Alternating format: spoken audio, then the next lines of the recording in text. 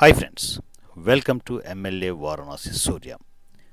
Johnny master issue ఈ మధ్య కాలంలో ఏదైనా బీభత్సమైన వైరల్ అయింది అంటే ఈ ఇష్యూనే.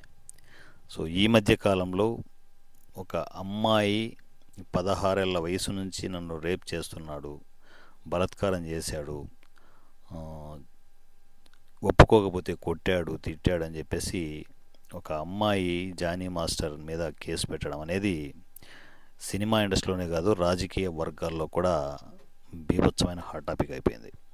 అయితే ఈ జానీ మాస్టర్ తప్పు చేశాడా లేదా అనే విషయం కాసేపు పక్కకు పెడితే, ఈ ఇష్యూ క్లియర్ అవ్వకముందే నెక్స్ట్ టాపిక్ నాకు తెలిసినంత వరకు పూనం కౌర్, త్రివిక్రమ్ శ్రీనివాస్ ఈ టాపిక్ స్టార్ట్ అవుతుందని నేను అనుకుంటున్నా.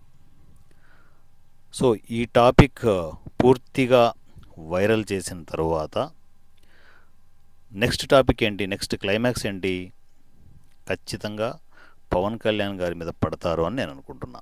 ఇదంతా ఒక స్కెచ్, ఇది మాస్టర్ స్కెచ్. అల్లు బాబు, ఐకాన్ బాబు వేసిన మాస్టర్ స్కెచ్కి జానీ మాస్టర్ ఖచ్చితంగా బలయ్యాడని అనుకుంటున్నా. అంటే ఒక ఎరని విజయవంతంగా వేశారని అనుకుంటున్నాను. చేపలు పడతాయా లేదా భవిష్యత్తే చెప్పాలి. సో మరి నిజంగా అక్కడ చేపలు ఉంటే పడతాయి, లేకపోతే ఎర్రిపూస అయ్యేది ఐకాన్ బాబుయే. సో త్రివిక్రమ్ శ్రీనివాస్ని టార్గెట్గా చేసి నెక్స్ట్ కథ నడుస్తుందని నేను అనుకుంటున్నాను. సో ఒకటి, మనము ఎదగాలి అంటే ఖచ్చితంగా ఇండిపెండెంట్గా, ఎందుకంటే ఐకాన్ బాబు తక్కువేం కాదు కదా, భారీ ఫ్యామిలీ బ్యాక్గ్రౌండ్ ఉంది, మెగా కాంపౌండ్ అనే బ్రాండ్ ఉంది, సొంతంగా అంతో ఇంతో యాక్టింగ్ చేసి తను ప్రూవ్ చేసుకున్న ఆ కెపాసిటీ ఉంది. ఇవన్నీ ఉండి ఎదగాలి అనుకుంటే ఇండిపెండెంట్గా ఇదిగో నాకు మెగా ఫ్యామిలీతో కాంపౌండ్తో నేను తూచు కాగొడుతున్నాను, నేను బయటకు వచ్చేస్తున్నాను, నా బ్రాండ్ నేను క్రియేట్ చేసుకుంటాను చెప్పి సొంతంగా ఎదగచ్చు, డెవలప్ అవ్వచ్చు. కానీ అలా కాకుండా గ్రడ్జ్తో పవన్ కళ్యాణ్ని టార్గెట్ చేసి పవన్ కళ్యాణ్ గారిని డీగ్రేడ్ చేయాలని అనుకుంటే మాత్రం ఖచ్చితంగా భవిష్యత్తులో ఈ ఐకాన్ బాబుకి తిప్పలు తప్పు. ఎందుకంటే పవన్ కళ్యాణ్ గారితో పెట్టుకున్న ఏ వ్యక్తులు కూడా బాగుపడిన సందర్భాలు అయితే ఖచ్చితంగా లేవు.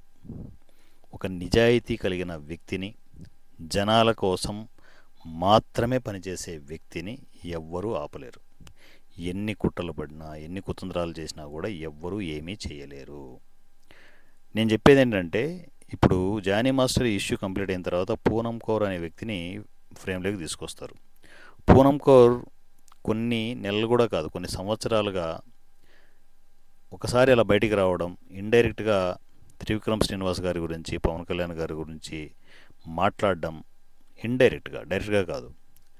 సో ఎవరో వెనక నడిపిస్తే, ఫోర్స్ చేస్తే, డబ్బులు ఇస్తేనో, సో అలా డిస్కషన్ తీసుకురావడం, మరలా సైలెంట్ అయిపోవడం, మరలా కొన్ని నెలల తర్వాత మరలా రావడం, 2 మాటలు మాట్లాడడం, మరలా సైలెంట్ అయిపోవడం.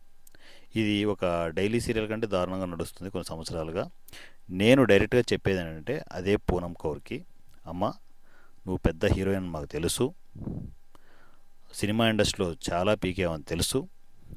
నేను చెప్పేది ఏంటంటే, నిజంగా ఆధారాలు ఉంటే, నీ అలిగేషన్ మీద ఆధారాలు ఉంటే డైరెక్ట్గా బయటకు వచ్చేయి. బయటకు వచ్చి పోలీసు దగ్గర కేసు ఫైల్ చేయి. ఉన్నారు కదా, చట్టాలు ఎవరికైనా చట్టాలే, ఎవరికైనా ఒకటే. పవన్ కళ్యాణ్ గారే అసెంబ్లీ సాక్షిగా చెప్పారు, నేను తప్పు చేసినా తల తీసేసే చట్టం రావాలి అని. ఆయనే అంత స్ట్రాంగ్గా చెప్పినప్పుడు ఆయన మీద కేసు ఫైల్ చేయడానికి నీకేంటి నొప్పి?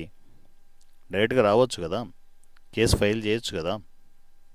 వచ్చే బయటికి దాగుడు మూతలు ఎందుకు? గోడచాట నుండి ఇదిగో తప్పు, అదిగో తప్పు అని చెప్పేసి డిస్కస్ చేయడం వల్ల ఏంటి ఉపయోగం?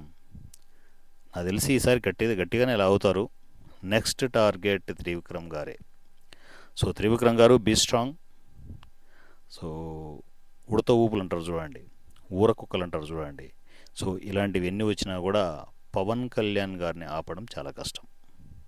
ఒక నిజాయితీ కలిగిన, నిబద్ధత కలిగిన పవన్ కళ్యాణ్ గారిని ఇలాంటి శక్తులు, అల్లు బాబు, ఐకాన్ బాబు లాంటి శక్తులు ఎన్ని వచ్చినా కూడా వెంట్రుక కూడా పవన్ కళ్యాణ్ పీకలేరు. So thank you so much and love you all. మీ Varanasi Surya, MLA Varanasi Surya. Thank you.